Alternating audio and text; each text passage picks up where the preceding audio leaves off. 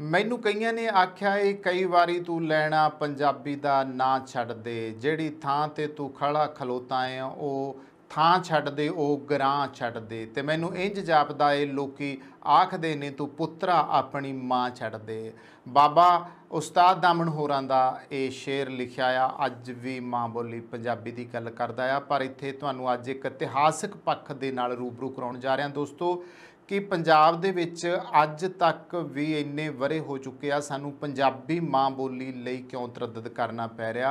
एक इतिहासक वाले नाल गल करांगे कि महाराजा रणजीत सिंह काल तो बाद पंजाब दे विच पंजाबियां ने ही जो आ पंजाबी माँ बोली दी पिठ विच छुरा मारन वाला काम कीता। इस करके अज तक जिहड़ा रुतबा आ उसनू तरसदी पई आ माँ बोली पंजाबी।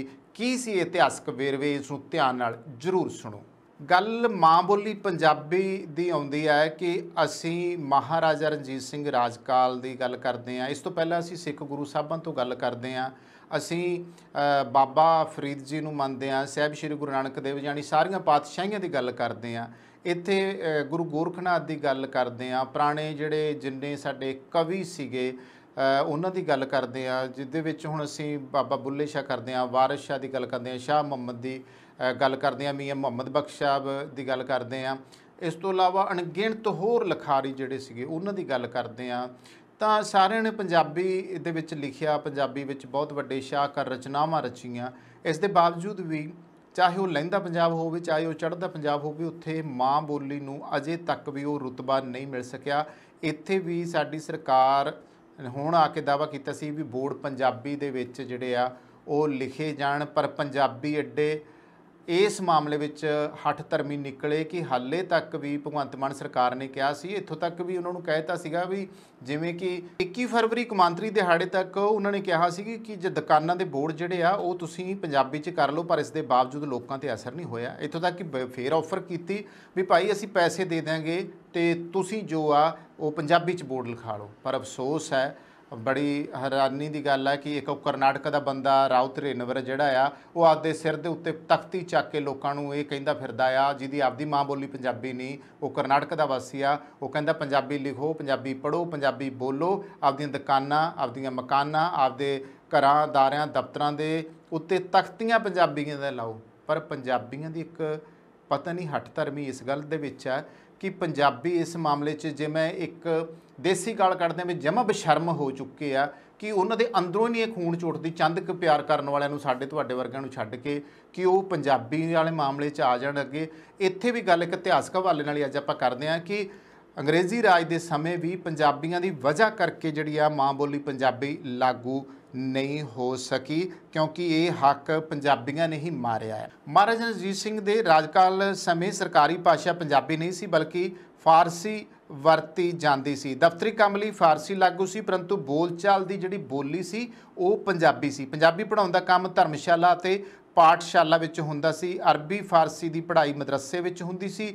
हिंदी अते संस्कृत की पढ़ाई का प्रबंध भी 4 साल जां पाठशाला विच हुंदा सी। साडे कोल उदों आ तरीके हुंदे सी। पढ़ाई हुंदी कित्थे सी? इन्हां थावां ते हुंदी सी, कोई स्कूल नहीं सी हुंदे, यही स्कूल सी उस जमाने दे। ते पश्चिमी विग्यान ਅਤੇ अंग्रेजी पढ़ाउण ਦਾ कोई प्रबंध नहीं सी। ਜਦੋਂ 1849 ਵਿੱਚ ਪੰਜਾਬ ਨੂੰ अंग्रेजी ਰਾਜ ਦੇ ਵਿੱਚ शामिल ਕੀਤਾ ਗਿਆ ਤਾਂ अंग्रेज सरकार ने विद्यक पॉलिसी तैयार की, जिस दिन स्कूली सिक्ख्या ਲਈ उर्दू ਨੂੰ माध्यम बनाया गया। 1852 की सरकारी रिपोर्ट में दस्सिया गया कि पंजाबी भाषा की वरतों खत्म होण जा रही है अते यह सूबे की उपबोली बन के एक गवार भाषा रह जाऊगी, जदों कि उर्दू अमीर अते मध्य वर्ग के लोगों में परवान चढ़ रहा है। पंजाबी भाषा नाल मतरेई मां वाला सलूक बगानियां ने नहीं बल्कि उसके अपने ही सपूतां ने किया। अंग्रेजी सरकार ने अपनी विद्यक पॉलिसी का पुनर्गठन करने लई 1880 दे विच एक उच्च पद्धरी कमीशन कायम किया, जिसका मुद्दा सी कि हर सूबे विच सिक्ख्या का माध्यम निर्धारित किया जाए। इस कमीशन का चेयरमैन सर विलियम हंटर सी, जिस करके इसनूं हंटर कमीशन कहा जाता सीगा। 1882 के शुरू में हंटर कमीशन लाहौर पहुँच गया तो 9 महीने लगातार बैठकां करके पंजाब के विद्यक ढांचे बारे विचारां कीतियां। पंजाब दे विच 1000 के करीब प्राइमरी ते हाई स्कूल उस वेले स्थापित किए गए। पश्चिमी विद्या की पढ़ाई लई अद्धी दर्जन कॉलेज कायम किए गए। 1882 विच पंजाब यूनीवर्सिटी होंद विच आई। इस कमीशन सामने सारे विद्यक अदारियां दे मुखी, प्राइवेट स्कूलों के प्रबंधक, सरकारी अफसर अते हर फिरके के मोतबार व्यक्ति सद्दे गए। कमीशन के मैंबरां नूं पता सी कि पंजाब विच पंजाबी ही बोली जाती है।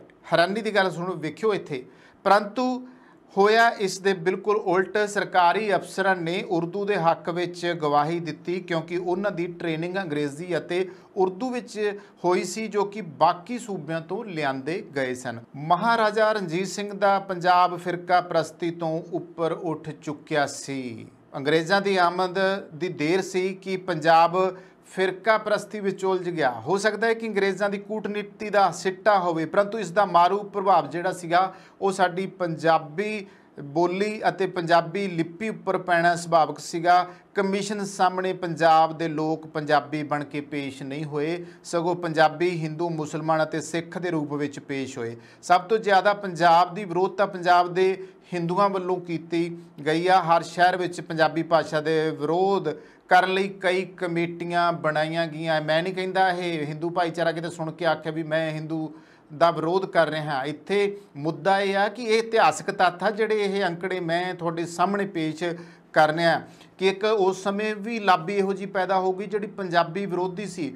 वैसे भी ब्राह्मणवादी सोच ते गुरु बाबे दी तां शुरू तो इसे मामले ते टक्कर रही है, और ब्राह्मणवाद ने कदे गुरु साहबां नूं प्रवान ही नहीं इस मामले 'च कीता, क्योंकि वो गल निरख परख के खरी सच्ची सुच्ची ते अंधविश्वास कर्मकांड पखंडां तो उपर उठ के एक अकाल पुरख वाहिगुरू की गल करदी है, वो किवें हजम आउणी सीगी। इत्थे फिर की होया सी, 50,000 तो वध लोकां दे दस्तखत करवा के कमीशन नूं मैमोरेंडम पेश किया गया। पंजाब दे स्कूलों विच सिੱਖਿਆ दा माध्यम पंजाबी अते उर्दू की बजाय हिंदी भाषी होनी चाहिए है गल की गई है। इस मुहिम दे विच सब तो मोहरी जिले जिहड़े सी उस वेले दिल्ली, अंमृतसर, रोहतक अते लुधियाना सन। दिल्ली पंजाब दे विच ही सी, उदों पंजाब दा ही हिस्सा सी दिल्ली। तुहानूं अज भी हैरानी की गल दसदे हां, हिंदी दे हक विच भुगते हिंदुओं की दलील बहुत ही हासोहीणी सी।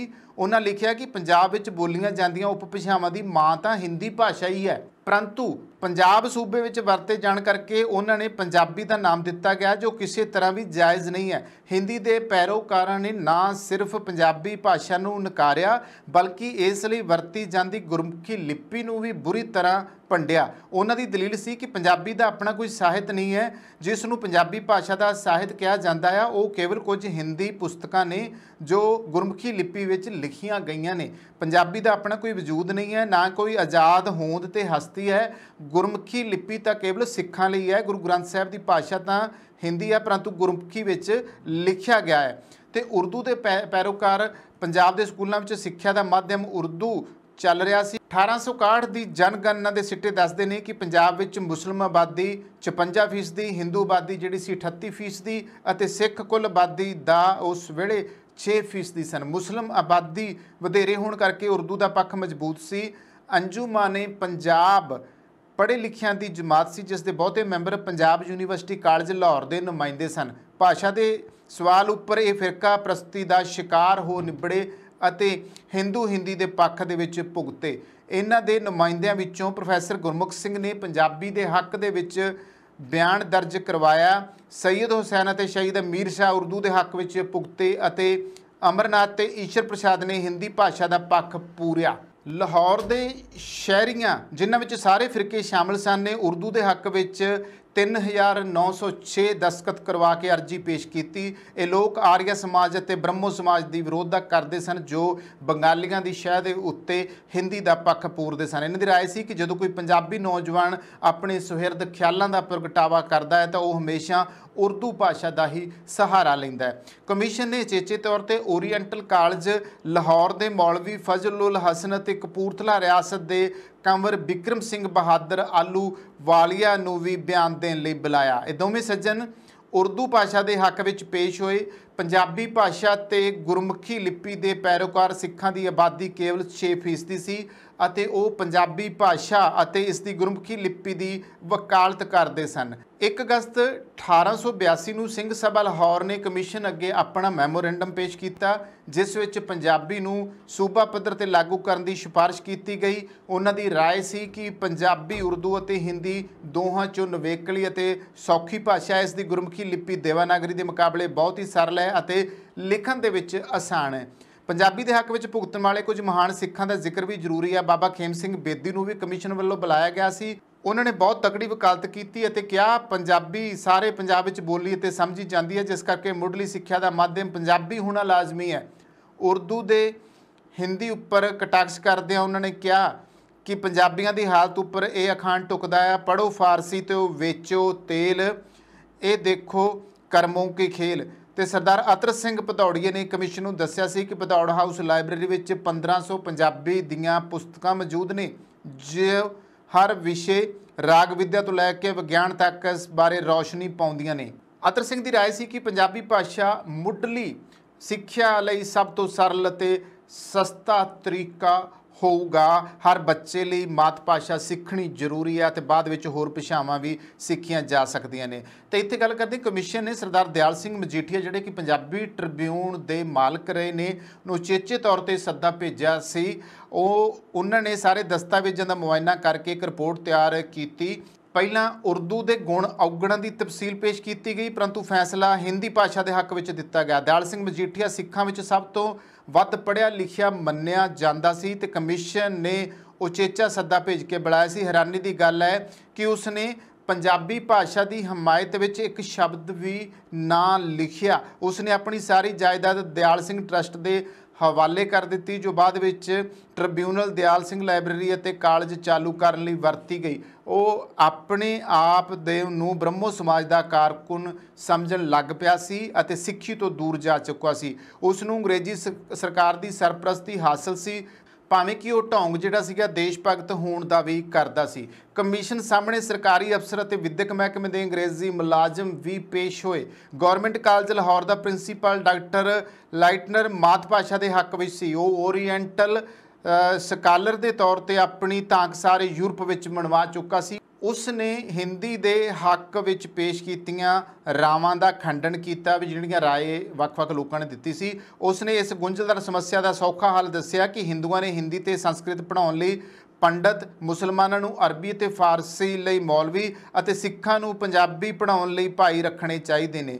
ਮਿਸ ਰੋਜ਼ ਲੁਧਿਆਣੇ ਜ਼ਿਲ੍ਹੇ ਦੀ ਸਕੂਲ ਇੰਸਪੈਕਟਰ ਸੀ। ਉਸ ਦੀ ਰਾਏ ਪੰਜਾਬੀ ਦੇ ਹੱਕ ਵਿੱਚ ਸੀ। ਇੱਥੇ ਮੈਂ ਤੁਹਾਨੂੰ ਦੱਸਦੇ ਹਾਂ, ਹੈਰਾਨੀ ਦੀ ਗੱਲ ਹੈ ਕਿ ਪੰਜਾਬੀ ਕੀ ਔਰ ਗੁਰਮੁਖੀ ਲਿਪੀ ਦਾ ਪਹਿਲਾ ਛਾਪਾਖਾਨਾ ਅੰਗਰੇਜ਼ਾਂ ਨੇ ਲਾਇਆ ਸੀ, ਸਾਂਗਾਂ ਨੇ ਲਾਇਆ ਸੀ ਪੰਜਾਬ ਦੇ ਵਿੱਚ। ਤੁਸੀਂ ਦੇਖੋ ਮੁਸਲਮਾਨਾਂ ਨਾਲੋਂ ਹਿੰਦੂਆਂ ਨਾਲੋਂ ਤਾਂ ਜ਼ਿਆਦਾ ਉਹ ਜਿਹੜੇ ਈਸਾਈ ਸੀਗੇ ਉਹ ਹੀ ਨਿੱਤਰ ਗਏ। ਉਹ ਘੱਟੋ ਘੱਟ ਮਾਂ ਬੋਲੀ ਦੇ ਹੱਕ ਦੇ ਵਿੱਚ ਹੋਏ ਤੇ ਇਹ ਬੀਬੀ ਵੀ ਮਾਂ ਬੋਲੀ ਦੇ ਹੱਕ ਵਿੱਚ ਭੁਗਤੀ ਔਰ ਲੁਧਿਆਣੇ ਵਿੱਚ ਪਹਿਲੀ ਪੰਜਾਬੀ ਪ੍ਰੈਸ ਲੱਗੀ ਸੀ। ਪਰ ਸਾਡੇ ਇੱਥੇ ਵਿਰੋਧੀ ਲਾਬੀ ਨੇ ਕਿੱਡਾ ਵੱਡਾ ਇਹ ਪੰਗਾ ਉਸ ਜ਼ਮਾਨੇ ਦਾ ਖੜਾ ਕਰਤਾ ਕਿ ਮਾਂ ਬੋਲੀ ਜਿਹੜੀ ਗੁਰਮੁਖੀ ਲਿਪੀ ਆ, ਗੁਰੂਆਂ ਦੀ ਜ਼ਬਾਨ ਹੈ, ਗੁਰੂਆਂ ਪੀਰਾਂ ਫਕੀਰਾਂ ਦੀ ਜ਼ਬਾਨ ਹੈ, ਤਾਂ ਵੱਡੇ ਮਹਾਰਥੀਆਂ ਦੀਬਾਂ ਦੀ ਜ਼ਬਾਨ ਹੈ। ਉਸ ਜ਼ਬਾਨ ਦੇ ਬਾਰੇ ਕਹਿ ਦਿੱਤਾ, ਜਦੋਂ ਕਿ ਉਸ ਵੇਲੇ ਤੱਕ ਤਾਂ ਐਡਾ ਵੱਡਾ ਕਨਸੈਪਟ ਪੂਰੀ ਦੁਨੀਆ ਦੇ ਸਾਹਮਣੇ ਆ ਚੁੱਕਿਆ ਸੀ ਪਵਿੱਤਰ ਸ਼੍ਰੀ ਗੁਰੂ ਗ੍ਰੰਥ ਸਾਹਿਬ ਜੀ ਦੇ ਰੂਪ ਵਿੱਚ। ਤੇ ਉਹ ਕਹਿੰਦੇ ਜੀ ਇਹਦੀ ਜ਼ਬਾਨ ਦਾ ਕੋਈ ਵੱਡਾ ਸਾਹਿਤ ਨਹੀਂ ਗਾ, ਇਹਦੇ ਕੋਈ ਵੱਡੇ ਲੇਖਕ ਨਹੀਂ, ਲਿਖਾਰੀ ਨਹੀਂ, ਕਵੀ ਨਹੀਂ, ਕੋਈ ਕੁਛ ਹੋਰ ਨਹੀਂ। ਕਿੱਡੀਆਂ ਇਹ ਹੈਰਾਨ ਕਰਦੀਆਂ ਇਤਿਹਾਸਕ ਪੈਂਤੜਿਆਂ ਵਿੱਚ ਉੱਪਰੋਲੀਆਂ ਪਰਤਾਂ।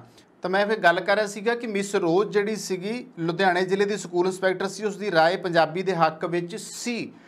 ਪ੍ਰਾਇਮਰੀ ਸਕੂਲਾਂ ਦੇ ਤਜਰਬੇ ਤੋਂ ਉਸਨੇ ਕਮਿਸ਼ਨ ਨੂੰ ਦੱਸਿਆ ਕਿ ਮੁੱਢਲੀ ਸਿੱਖਿਆ ਗੁਰਮੁਖੀ ਲਿਪੀ ਅਤੇ ਪੰਜਾਬੀ ਭਾਸ਼ਾ ਵਿੱਚ ਦੇਣੀ ਚਾਹੀਦੀ ਹੈ ਤਾਂ ਕਿ ਬੰਦਿਆਂ ਦੀ ਮਾਨਸਿਕ ਅਤੇ ਬੌਧਿਕ ਤਰੱਕੀ ਠੀਕ ਤਰ੍ਹਾਂ ਹੋਵੇ। ਹਿੰਦੀ ਅਤੇ ਉਰਦੂ ਪ੍ਰਾਇਮਰੀ ਤੋਂ ਬਾਅਦ ਲਾਗੂ ਹੋਣ ਤਾਂ ਚੰਗਾ ਰਹੇਗਾ। ਸਾਲ ਭਰ ਦੀ ਮਿਹਨਤ ਤੋਂ ਬਾਅਦ ਹੰਟਰ ਕਮਿਸ਼ਨ ਨੇ ਪੰਜਾਬ ਦੇ ਕੇਸ ਨੂੰ ਭਾਰਤ ਦਾ ਸਭ ਤੋਂ ਗੁੰਝਲਦਾਰ ਮਸਲਾ ਦੱਸਿਆ। ਦੇਖੋ ਕਿੱਡੀ ਵੱਡੀ ਇਹ ਗੱਲ ਕਹਿ ਦਿੱਤੀ। ਉਰਦੂ ਨੂੰ ਸਿੱਖਿਆ ਦਾ ਮਾਧਿਅਮ ਚਾਲੂ ਰੱਖਣ ਦੀ ਸਿਫਾਰਿਸ਼ ਕਰਕੇ ਪੰਜਾਬੀ ਭਾਸ਼ਾ ਨੂੰ ਖੂੰਜੇ ਲਾ ਦਿੱਤਾ, ਜਿਸ ਦੇ ਨਤੀਜੇ ਅੱਜ ਤੱਕ ਅਸੀਂ ਭੁਗਤ ਰਹੇ ਹਾਂ। ਅੱਜ ਤੱਕ ਅਸੀਂ ਨਹੀਂ ਭੁਗਤ ਰਹੇ ਹਾਂ, ਪਾਕਿਸਤਾਨ ਦੇ ਵਿੱਚ ਵਸਦੇ ਕਰੋੜਾਂ ਪੰਜਾਬੀ ਵੀ ਭੁਗਤ ਰਹੇ ਆ। ਕਿ ਸ਼ਰਮ ਆਉਂਦੀ ਆ ਕਿ ਉਹਨਾਂ ਪੁਰਾਣੇ ਜਿਹੜੇ ਮੁਸਲਮਾਨ ਲੀਡਰ ਸੀ ਉਹਨਾਂ ਦੀ ਇਸ ਭੈੜੀ ਹਰਕਤ, ਪੁਰਾਣੇ ਹਿੰਦੂ ਜਿਹੜੇ ਲੀਡਰ ਸੀ ਉਹਨਾਂ ਦੀ ਇਸ ਭੈੜੀ ਹਰਕਤ ਨੇ ਪੰਜਾਬੀ ਨੂੰ ਸੱਚੀ ਮੁੱਚੀ ਗੁੱਠੇ ਲਾਤਾ। ਜਦੋਂ ਕਿ ਪ੍ਰੋਫੈਸਰ ਗੁਰਮੁਖ ਸਿੰਘ ਮੁਸਾਫਰ ਵਰਗੇ ਜਿਹੜੇ ਲੋਕ ਸੀਗੇ ਉਹਨਾਂ ਨੇ ਹੱਕ ਦੇ ਵਿੱਚ ਗੱਲ ਕੀਤੀ ਸੀਗੀ ਤੇ ਜਿਹੜੇ ਅਤਰ ਸਿੰਘ ਭਦੌੜ ਸੀ ਉਹਨਾਂ ਨੇ ਹੱਕ ਦੇ ਵਿੱਚ ਗੱਲ ਕੀਤੀ ਸੀ। ਪਰ ਹੈਰਾਨੀ ਦੀ ਗੱਲ ਆ ਕਿ ਇੱਥੇ ਆ ਕੇ ਬਾਕੀ ਸਾਰੇ ਦੇ ਸਾਰੇ ਫਿਰ ਗਏ। ਖਾਸ ਤੌਰ ਤੇ ਪੰਜਾਬੀ ਟ੍ਰਿਬਿਊਨ ਦੇ ਜਿਹੜੇ ਮਾਲਕ ਦਿਆਲ ਸਿੰਘ ਮਜੀਠੀਆ ਸੀਗੇ ਉਹਨਾਂ ਨੇ ਤਾਂ ਵਾਕਈ ਹੀ ਆਪਦੇ ਆਪ ਨੂੰ ਸਿੱਖੀ ਤੋਂ ਹੀ ਮੂੰਹ ਫੇਰ ਲਿਆ ਸੀਗਾ ਤੇ ਉਹਨਾਂ ਤੱਕ ਕੀ ਤਵੱਕੋ ਕੀਤੀ ਜਾ ਸਕਦੀ। ਠੀਕ ਹੈ, ਅੱਜ ਪੰਜਾਬੀ ਟ੍ਰਿਬਿਊਨ ਅਦਾਰਾ ਬਹੁਤ ਵਧੀਆ ਪੱਧਰ ਤੇ ਚੱਲ ਰਿਹਾ, ਕੰਮ ਕਰ ਰਿਹਾ, ਪਰ ਉਹ ਵੇਲੇ ਦੇ ਨਾਲ ਉਹਨਾਂ ਲੋਕਾਂ ਦੀਆਂ ਹੀ ਉਸ ਵੇਲੇ ਇਸ ਤਰ੍ਹਾਂ ਦੀਆਂ ਅੰਦਰੂਨੀ ਜੋ ਗਤੀਵਿਧੀਆਂ ਸੀ, ਜੋ ਉਹਨਾਂ ਦੀ ਵਿਚਾਰਧਾਰਾ ਸੀਗੇ, ਉਸ ਕਰਕੇ ਹੀ ਪੰਜਾਬੀ ਨੂੰ ਇਹ ਖਮਿਆਜਾ ਭੁਗਤਣਾ ਪਿਆ।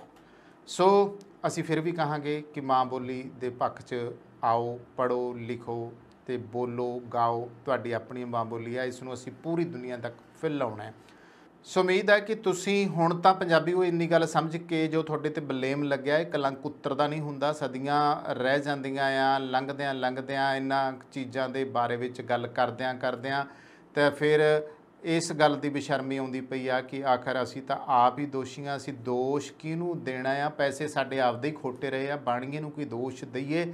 ਹੁਣ ਵੀ ਸੁਧਰ ਜਾਵੋ, ਹੁਣ ਵੀ ਘੱਟੋ ਘੱਟ ਇਸ ਗੱਲ ਨੂੰ ਮੰਨ ਲਓ ਕਿ ਤੁਹਾਡੀ ਮਾਂ ਬੋਲੀ ਪੰਜਾਬੀ ਆ, ਵਿਰੋਧੀ ਲਾਬੀ ਨੇ ਤੁਹਾਡੀ ਮਾਂ ਬੋਲੀ ਉੱਪਰ ਨਹੀਂ ਉੱਠਣ ਦੇਣੀ। ਜੇ ਚਾਹੁੰਦੇ ਹੋ ਕਿ ਸਾਡੇ ਗੁਰੂਆਂ ਪੀਰਾਂ ਸ਼ਾਇਰਾਂ ਅਦੀਬਾਂ ਦੀ ਇਹ ਬੋਲੀ ਜਿਹੜੀ ਸਦੀਆਂ ਤੋਂ ਪੰਜਾਬ ਦੇ ਵਿੱਚ ਬੋਲੀ ਜਾਂਦੀ ਹੈ, ਉਸ ਬੋਲੀ ਨੂੰ ਉਹਦਾ ਅੱਜ ਵੀ ਰੁਤਬਾ ਦਵਾ ਸਕੀਏ, ਤਾਂ ਮੈਂ ਕਹਿੰਦਾ ਆ ਕਿ ਜਿਹੜੀਆਂ ਹੁਣ ਪੀੜ੍ਹੀਆਂ ਜਿਉਂਦੀਆਂ ਪੁਰਾਣੀਆਂ ਜਿਹੜੀਆਂ ਵਿਚਾਲੜੀਆਂ ਤੇ ਜਿਹੜੀਆਂ ਨਵੀਆਂ ਪੀੜ੍ਹੀਆਂ, ਆਓ ਸਾਰੇ ਜਣੇ ਰਲ ਮਿਲ ਕੇ ਇਸ ਦੇ ਉੱਤੇ ਹਮਲਾ ਮਾਰੀਏ ਤਾਂ ਕਿ ਪੰਜਾਬੀ ਮਾਂ ਬੋਲੀ ਦਾ ਖੁੱਸਿਆ ਹੋਇਆ ਰੁਤਬਾ ਤੇ ਜਿਹੜੀ ਇਤਿਹਾਸਕ ਗਲਤੀ ਜਿਹੜੀ ਸਦੀ ਪਹਿਲਾਂ ਸਾਥੋਂ ਹੋਈ ਆ, ਉਸ ਨੂੰ ਹੁਣ ਬਿਲਕੁਲ ਖਤਮ ਕਰ ਦਿੱਤਾ ਜਾਵੇ ਤੇ ਉਸ ਨੂੰ ਨਾ ਦੁਹਰਾਇਆ ਜਾਵੇ ਤੇ ਇੱਕ ਵਾਰੀ ਫੇਰ ਪੰਜਾਬੀ ਮਾਂ ਬੋਲੀ ਨੂੰ ਉਸ ਦਾ ਰੁਤਬਾ ਦਿਵਾਇਆ ਜਾਵੇ।